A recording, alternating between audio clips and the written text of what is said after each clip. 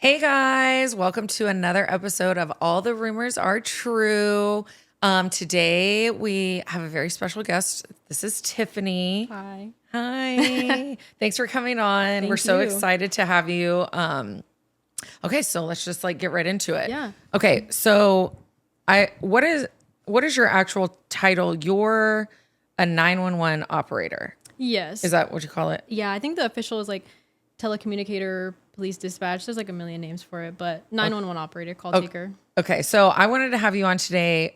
I'm an avid Dateline watcher. I've literally seen every episode of Dateline, especially now that they put it on Peacock, because now you can just go back and rewatch all. And I think they're right now, I think it's on season 35.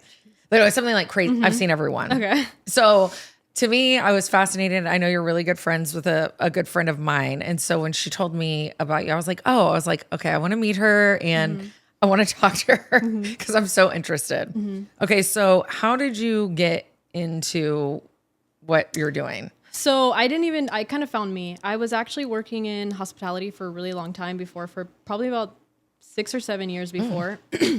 And then once COVID hit, I got furloughed from the place that I was working at, and I was paying my way through school. I was engaged. It was a whole thing. So I was like, I need somewhere that's not going to, close per se. I was thinking either healthcare or Hospital, law enforcement, something now that I know COVID won't affect per se. So I did have a family member that was in law enforcement. And she was like, well, you can always try dispatching. It doesn't matter what's going on in the outside world. They're 24 hours. They're not going to stop. So I was like, okay, I'll try it out. Somebody's always going to get. I was like, I can answer phones while I'm in college. It's not a big deal. I thought that was the max of it. And then the hiring process was very intense. I would imagine so. Yeah, it ended up being a 6-month process overall. Oh, okay. So I still was not working actually the whole thing. Yeah, so it didn't even help me. So it ended up being a 6-month process, and it started with 3 different interviews. So the first one was just your date this, just one-on-one interview. This is kind of what you're thinking. Second one was more like a scenario based. They put you in a room. It's just you. And you have a paper and a pen, and that's it. And then there's a speaker above you, and they kind of start spitting audios out at you. And you kind of have to write down what you found important, what you heard. And it's quick. I'm like, wow, I don't know. Okay. So I'm writing down what you hear, what stands out to you. And then at the end, they will ask you questions about it. Okay, so in scenario B, what was this person wearing? Scenario C, what stood out to you? Who do you think we're looking for? And I'm like, oh, okay, this is kind of fun actually. So then after you do that, then they have you prioritize them. What do you think is, most urgent for this situation? And then once you pass that one, you move on to a different phase where it's a panel interview. So you're with 5 different people in different positions in law enforcement, and they're asking you questions, and it's really intense. And once you pass that, you move on to, the background investigation is even thorough. They were talking to my neighbors. They were, yeah. Oh my God. I had to give them all my social media information. I had to give 15 plus references. And they really, sometimes you give references to jobs and they never call. No, they were next day, my friends were like, hey, this person, they're calling me, asking me do you drink, do you this, do you that? And I'm like, wow, this is crazy. And then after that, I had to even do one session with a psychiatrist. And yeah, Wow. it was the weirdest thing. It was an hour long. And I remember sitting there and I was like, what did I apply? Maybe I have to look. Maybe I applied for something else. Maybe this isn't what I'm thinking. I'm here talking about my childhood. It was crazy. I was like, wow, how did we get here? I got to check what I applied for. This can't be to answer phones. It can't be. There's just no way. So, and then I move on from that. And then it's, so at that, and then it's regular, typing tests, audio. We want to make sure your hearing's right, your sight is right. I'm like, wow, this is really intense. I'm okay. So finally at that point, they're like, well, you got the job, but there's still this whole, and each waiting step between the waiting process between each thing I just mentioned was probably a month. So I'm like, I don't know if I just did that for no reason. I don't know, no communication. I was kind of giving them the benefit of maybe it was because of COVID, maybe it affected a little bit, right? But it was just a waiting game. And then they would just call and be like, okay, now it's time for your drug test. Now it's time for your, psych evaluation. And I'm like, wow, okay.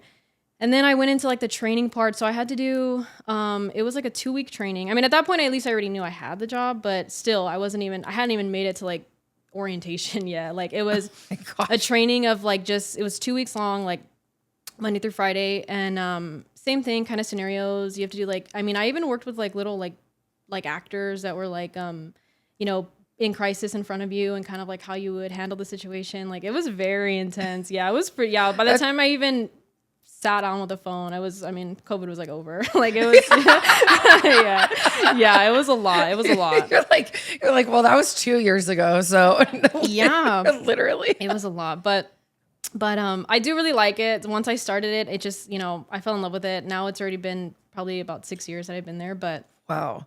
So are you a calm person in general? I'm assuming. I am. I mean, I can tell by your demeanor, and I mean, this is the first time I've met you. So, but you seem very calm because for someone like me, I'm very high strung, very anxious person. Like I wouldn't have made it through one interview. Yeah. There's just no way with all that. I'm like, oh no.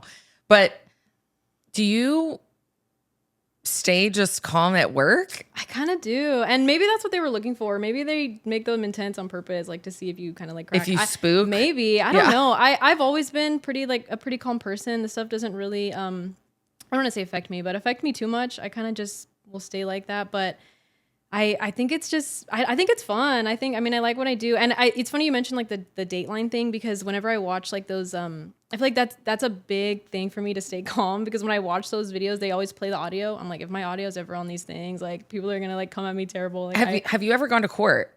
No. I have been, I've been like subpoenaed one time, but I don't know what happened. They ended up like my command Settling took care out of it of for me, court and or they were like, something? no, she doesn't need to be like involved. But they do tell you like you can and you will get subpoenaed for stuff. Like, you know, don't talk about stuff on your personal phone because they will subpoena it. Like they'll take it. They'll, you know, so I try to be very careful with it. And do you have some sort of NDA to where you can't talk about cases? Or are you like, for instance, can you go home and tell your mom or whoever about what happens? No, you really can't talk about like any of, I guess like, you know, personal information, but just like a hypotheticals basic, yeah, overall, like I dealt with this call today, you know, but yeah, not this so call much, was like, crazy. Yeah, this but person you can't. named, you know, I found him on Facebook, like that. You can't do that whole thing, but but the call itself is not, you know, I can talk about the majority of things. Yeah, That all of it is so fascinating to me because again, avid Dateline watcher, and then I just recently watched what is it, Worst Neighbor Ever, Insanity.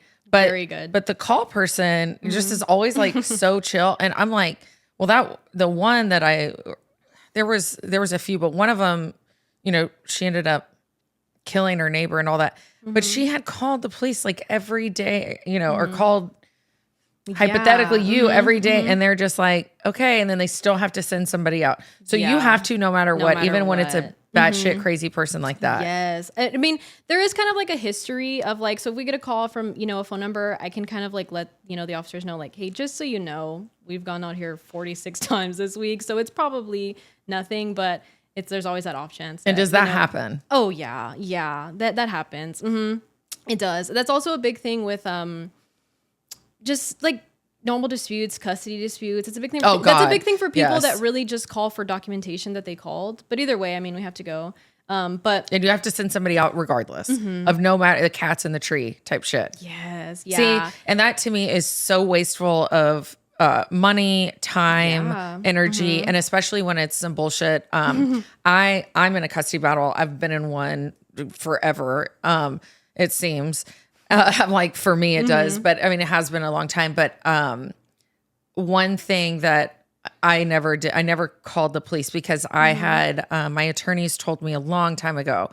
They were like, don't start that, you know, calling when you know the paperwork says 5 p.m. and it's 5:01. You know, Yes, I'm sure you see that yes. because my attorneys were like, you're not that person. Don't become that person. Yes. But hearing you say that, then so you do see.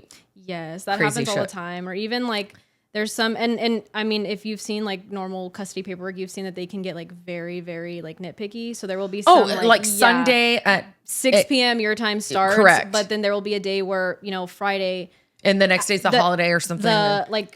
the order will say like, you know, Fridays after school your time starts, but then there's the days where there's like early release or something. Yes. Yeah. So they're like, well, no, my time starts at noon. Like, and you know, so that's a whole thing too. Yeah. So they'll literally call you and waste your time to send a cop out just so they can have a record of it to show their attorney. I've actually gotten a call from a parent because their child didn't get an award at the end of the year. Yeah.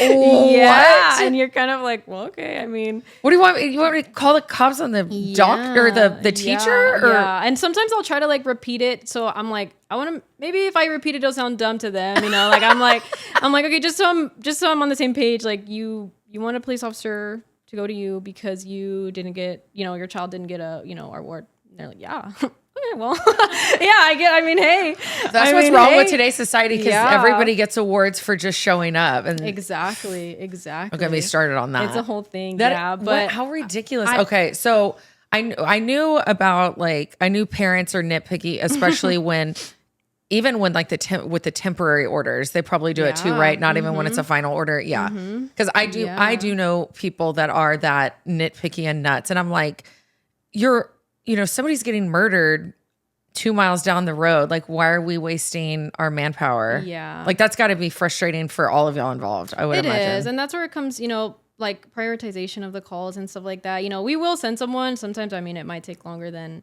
you know, or they might get rerouted, or they might, you know, whatever. And they'll get upset at that too. But I mean, we will send someone. It's not the worst thing. But so I have a story. Okay. I'm not going to say which police officers, because, you know, there's a bunch in this area, but I'm not going to say which specific one. Okay.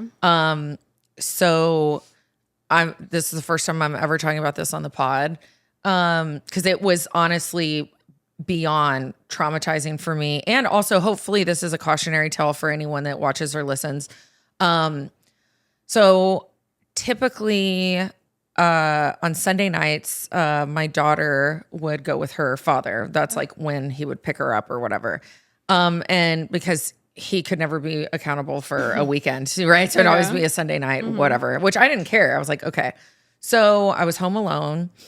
And this also, I feel like, is important for people to be proactive with is, you know, it's 2026. Get a ring camera, get ring cameras. I have multiple now in my house because of what happened. Another thing, lock your gates. Anyone can walk in your gate, and when the sun is down, when the sun is up, whenever, and just walk in your backyard. And if you have back doors that are unlocked, I mean, it's very scary. And I learned this, unfortunately, through what happened to me. So I had been remodeling my house. I bought my house right before COVID hit in February of 2020, like at the end of it. And it was an older house, and I knew I was going to have to put work into it. And so long story short, I was on like probably my second remodel at this point, because I was going in, you know, sections because it was not cheap. Yeah. And then COVID shut everybody down. So then projects got put on hold and it was a whole thing. So it's a Sunday night, and thank God I was here alone, because it would have been a lot of a bigger deal if my daughter would have been here. And it was raining, and I have a tin roof. And so the rain's really loud on tin roofs. Like, even when it's not really dramatic outside, it just sounds like crazy. So I hear noises. And so I wake up, and I had a knife on the side of my bed, which thank God, I guess. At the time, I have now since upped things I have to protect myself in my house. I also suggest you do that too in the day and age we live in. So I see this like crackhead outside my house, like trying to get in windows. And so I don't know if this is what you're supposed to do, but in my mind, I was like, well, I'm not going to die inside my house where nobody can see me die. I'm going to die in my front yard where there's cameras. I know. That's smart. No, I mean, that's smart. That is smart. Well, I don't know if it is, but I think it's smart. Like, well, because my whole thing is like, if she had actually, and I, at this point, when I see her trying to get in certain places of the house, you can only look at, you know, one camera at a time. Yeah. And I'm like, okay. Yeah, you're like, I'm going to be front and center. That's kind of how I thought. So I grabbed the knife.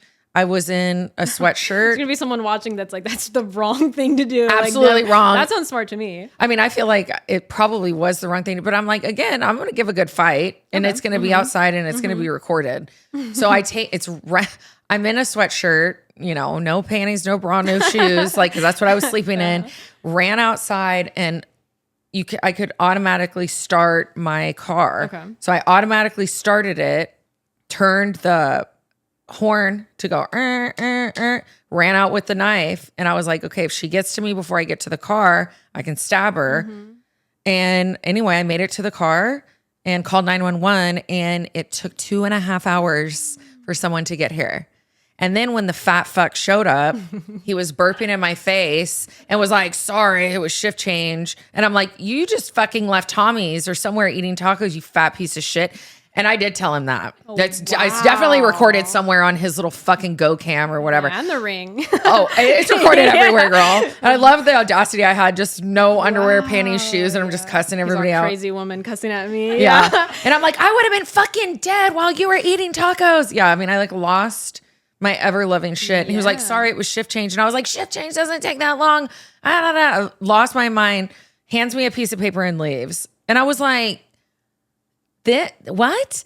Like this woman, hello? Yeah. Well, after sharing, this is what helped me catch who it was. After sharing the video with my contractors and people, because I'm like, okay, who's been at my house? It turned out to be an ex, like she was literally on like meth, like she was like on drugs, and she was a contractor's ex.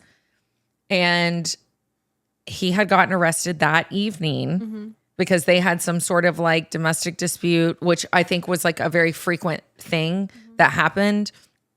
And the crazy sad part is this woman like has her master's and used to like teach at like the Jewish school up the street. Like she was a math teacher. Like she had her life together and then got hooked on drugs, which I mean, I don't feel sorry for her, like rot wherever you are. But it was like, that was one of the most traumatizing things that's ever happened to me in my, because it's like, and she came back again. And then that's when like we got like the district attorney involved. She had literally a laundry list. It looked like a fucking CVS receipt of how many things she had done in our system. And I'm like, why is this person not locked up? Yeah. Like, I mean, I'm talking like we literally got the DA involved. We hired this crazy attorney here. Wow. Yeah. Cause the second time she came back, I was like, let's play. Yeah. Like we're not. And again, y'all have 2 hours till they show up. Oh yeah. But you know what? I don't know. Maybe me cussing the other fat one out helped because 2 cops were here very quickly the second time. Yeah. And it was like March to June. But what lit me all the way up the second time is my daughter was here. And at this point I had things to protect myself. So I went out ready to roll. Wow. Oh yeah. No, because I'm like, I'm not waiting 2 hours for a cop this time. The camera thing, the car alarm, that sounds pretty smart. That's pretty quick on your feet, honestly. Thank you. We have some people like that will call and it's like, and I mean, I'm not, I don't know what their normal intelligence level is, but you like in the state of panic, like you don't really know like what's up from down. So that was pretty quick thinking, honestly. And I don't even really know where it came from. Just more, honestly, I'm going to revert back to Dateline because so many times somebody does successfully break in. And that was another thing. Like one of my side gates didn't have a lock on it. And so she was in my backyard trying to get in the multiple doors in the back of the house. And so like this to me is like a cautionary tale for people, like put locks on your gates.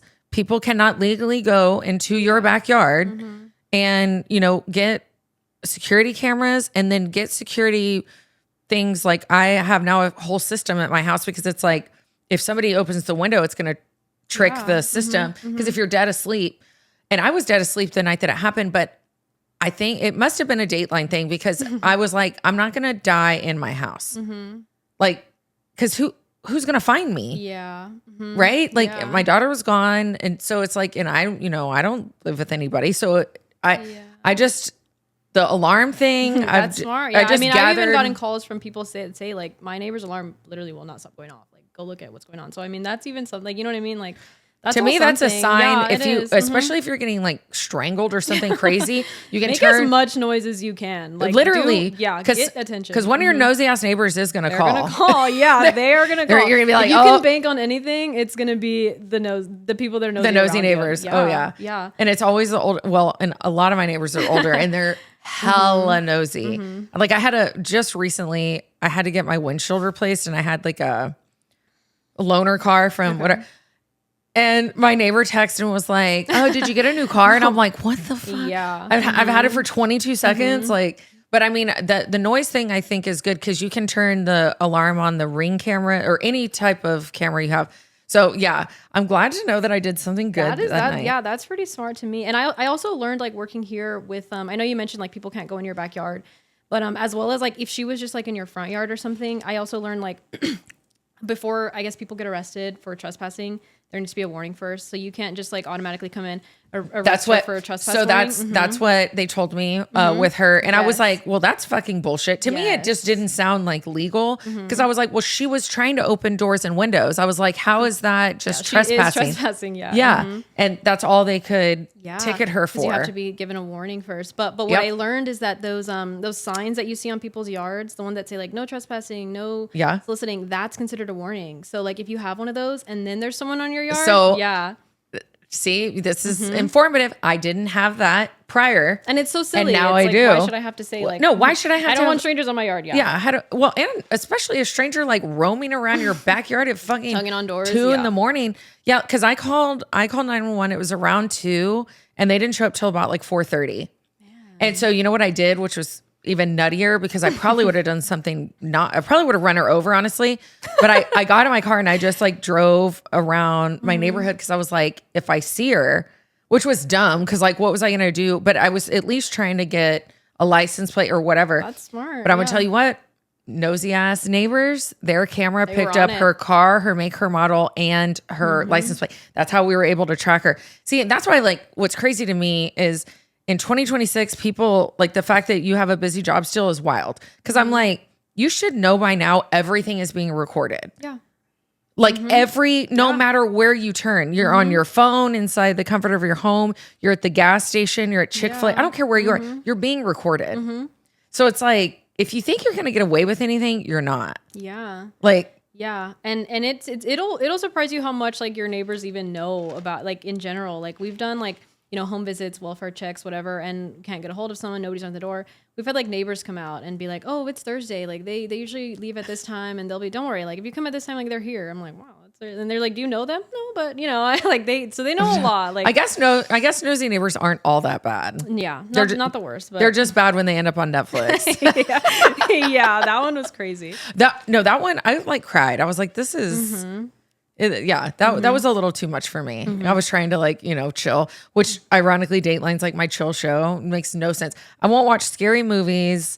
I won't do any Halloween houses, but I'll sit and watch Dateline all day and all night. Yeah, I get that's that. Nuts. Yeah, I like them, and I've always been interested in this stuff. That's what I'm saying. I mean, maybe it just I fell into it pretty easily, but yeah, you were meant to be there. Yeah, and, I like it. I mean, you seem very calm. Like you seem like. And what are your shifts like? Are you day, night, or? I flip all over the place. It always changes. Yeah, I'm primarily in the day. I'll work from like 6 a.m. to like 4, something like that. But pretty good shifts. But I'll switch all over. I do overnight sometimes. I do middle shifts. It just depends. That's another part of the hiring process. Actually, like before you get, because even though you're hired, you're in a probationary period for a long time. I don't know if like all to see if you can handle it. Pretty much like to have like just someone like shadowing you, but you do have to do like every shift because they're all different. All the call volume, is the call volume higher at night? I would assume, or no? Not really. That's shocking to me because I feel like nothing good happens after midnight. That's true, but no, it's all kind of. I mean, I don't think I've ever had a day that's like that was pretty routine. Like it's all over the place. Really? Yes. Yeah. That's it is all over the place. interesting. I will say though, I think I'm a naturally calm person, but I will say like now that where I am now, I train people that come on and stuff like that, and I will say like being calm is going to be your bet. If you can learn anything, like before you hit the books and before you hit the training and before you hit like staying calm is going to be like your best friend because I think people just need to like someone to hang on to, like someone like an emotional anchor all the time. Like if I get someone on the phone and they're very escalated, and I start to get escalated, it's not going to bring them down. Well, yeah, that's fighting fire with fire. You're going to get nowhere. They need to like borrow your calm a little bit. So I'll kind of like, if I stay at the same pace, like I'm not changing at all, I'll notice that, they'll start coming down, they'll start talking more, but I think everybody's like that.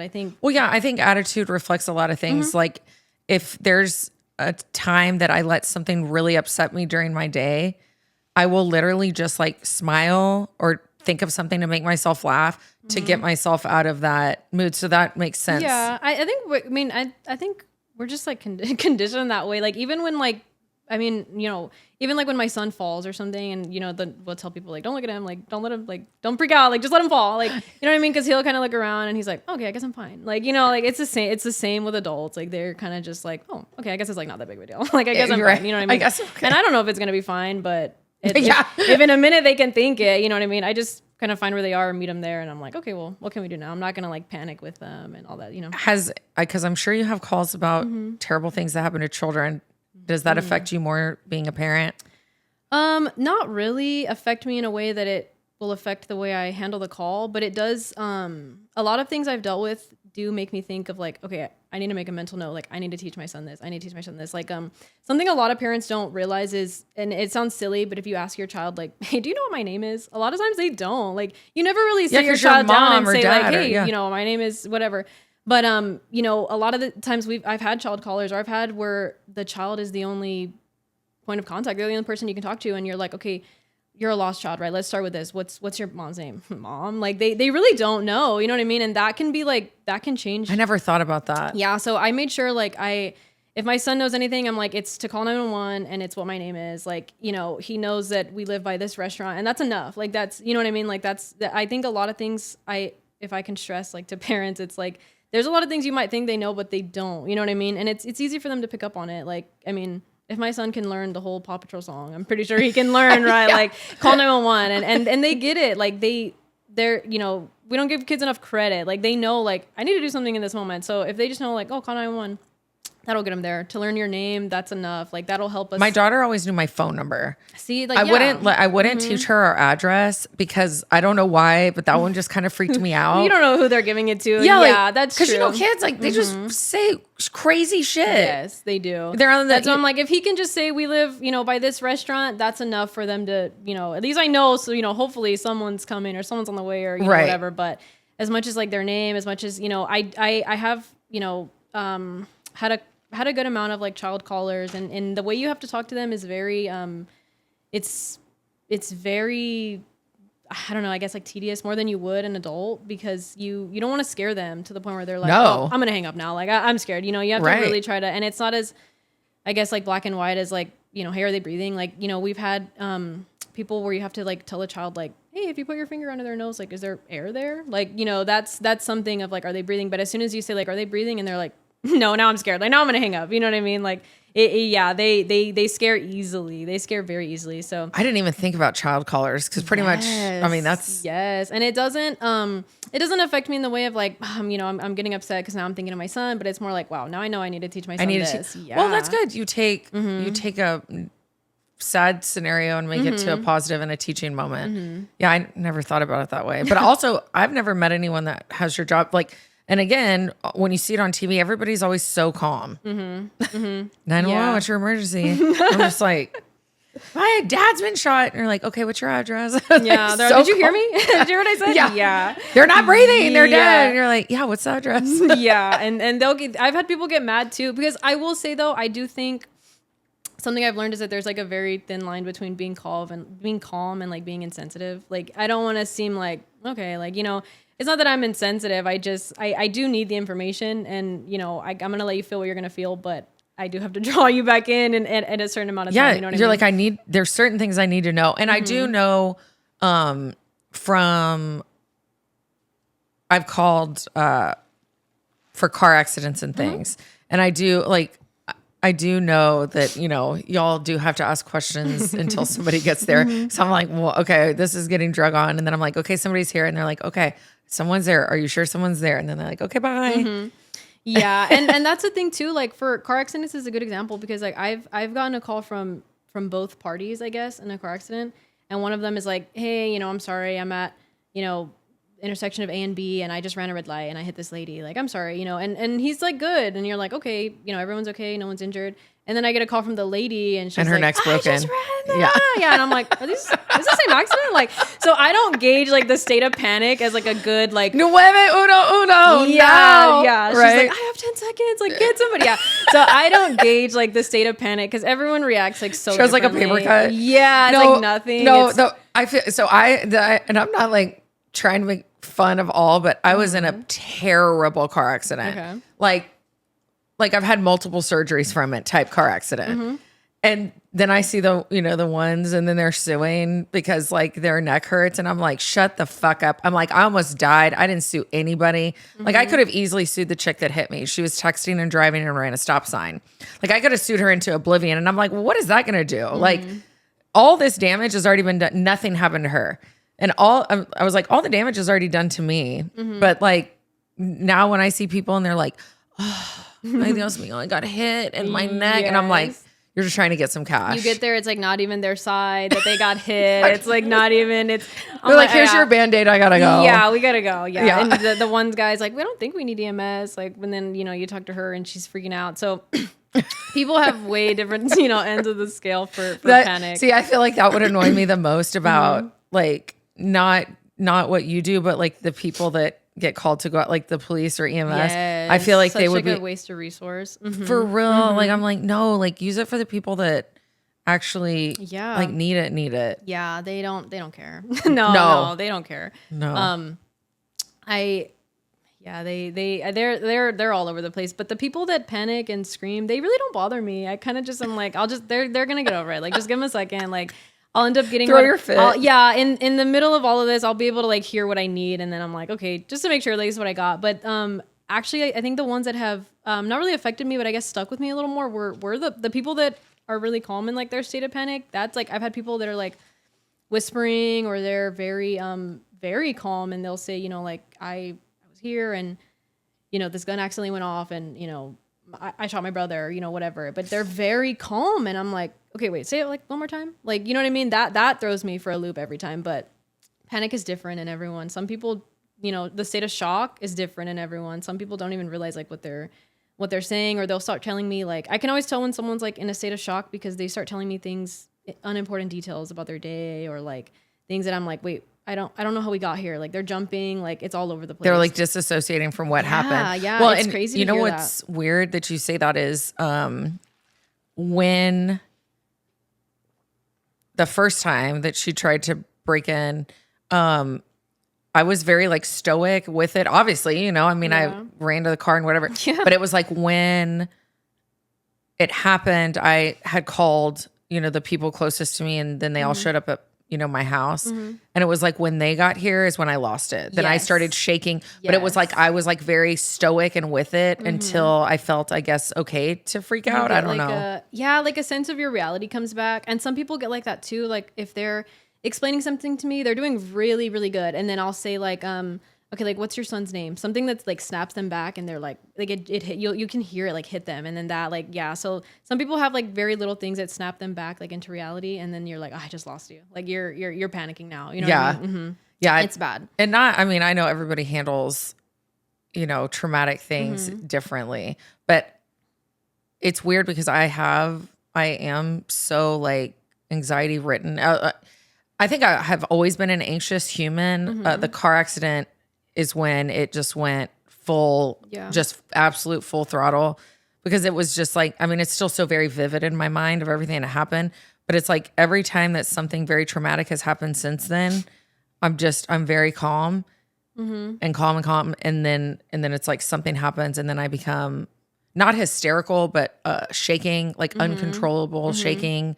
And I'm like hyperventilating a little. It's kind of weird but trauma, the triggers that you have can be weird. They can be small too. Like it's weird. I get that. Just really weird. Well, I want to thank you so much for coming on today. This was so fun and so informative. Yeah, of course. And God bless you and what you do. Because, you save lives. You do. Thank you. Yeah, I do love it. I love working there.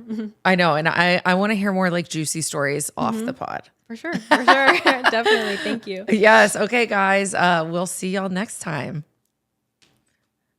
That was great. Yeah. Yes. It was so good.